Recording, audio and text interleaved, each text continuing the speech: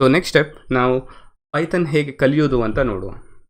So first important thing, ನೀವು ಯಾವುದೇ programming language ಅಥವಾ ಯಾವುದೇ ಕಂಪ್ಯೂಟರ್ ಲ್ಯಾಂಗ್ವೇಜ್ ಕಲಿಬೇಕಿದ್ರೂ ಪ್ರಾಕ್ಟೀಸ್ ಮಾಡಬೇಕು.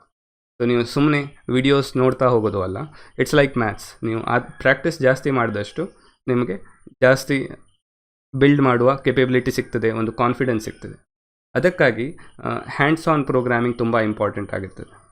ಅದಕ್ಕೋಸ್ಕರ ನಾವು ಕೂಡ if you see our tutorials ಅಲ್ಲ, ಎಲ್ಲದು ಹ್ಯಾಂಡ್ಸ್ ಆನ್ ಟ್ಯೂಟೋರಿಯಲ್ ಇದೆ. ಸೊ ನೀವು ನಿಮ್ಮ ಲ್ಯಾಪ್ಟಾಪನ್ನು ಎದುರಿಟ್ಕೊಂಡು ನನ್ನ ಜೊತೆ ಕೋಡ್ ಮಾಡಿದರೆ that is the best way you can learn something.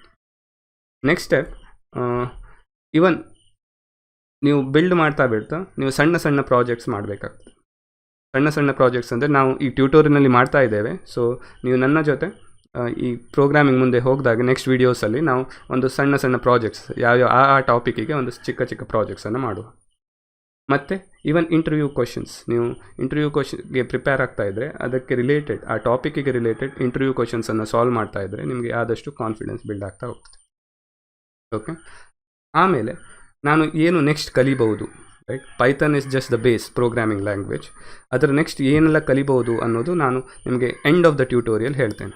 ಅಂದರೆ ಇದರಲ್ಲಿ ಪೈಥನ್ ಕಲಿತ ಮೇಲೆ ನೀವು ಬೇರೆ ಬೇರೆ ಪಾತ್ ಚೂಸ್ ಮಾಡ್ಬೋದು. ಅಂದರೆ ನಿಮಗೆ ವೆಬ್ ಡೆವಲಪ್ಮೆಂಟ್ ಹೋಗಬೇಕಿದ್ರೆ ಬೇರೆ ಟೆಕ್ನಾಲಜಿ ಕಲಿಬೇಕು. ಸೊ ಅದನ್ನು ಇಂಡಿವಿಜುವಲ್ ಪಾತನ್ನು ಚೂಸ್ ನೋಡಿಕೊಂಡು ನಾವು ಅದರ ಬಗ್ಗೆ ಡೀಟೇಲ್ಡ್ ವಿಡಿಯೋಸ್ ನಾನು ಮಾಡ್ತೇನೆ.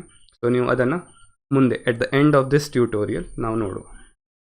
ಐ ಹೋಪ್ ನಿಮಗೆ ಪೈಥನ್ ಬಗ್ಗೆ ಒಂದು ಫೇರ್ ಐಡಿಯಾ ಸಿಕ್ಕಿದೆ. ನೆಕ್ಸ್ಟ್ ವೀಡಿಯೋಸಿಂದ ನಾವು ಆ್ಯಕ್ಚುಲಿ ಬೇಸಿಕ್ ಸೆಟಪ್ ಮತ್ತು ಇನ್ಸ್ಟಾಲೇಷನ್ ಮಾಡಿಬಿಟ್ಟು ಆ್ಯಕ್ಚುಲ್ ಕೋಡಿಂಗ್ಗೆ ಇಳಿಯೋಣ. Meet you in next video. ಧನ್ಯವಾದಗಳು.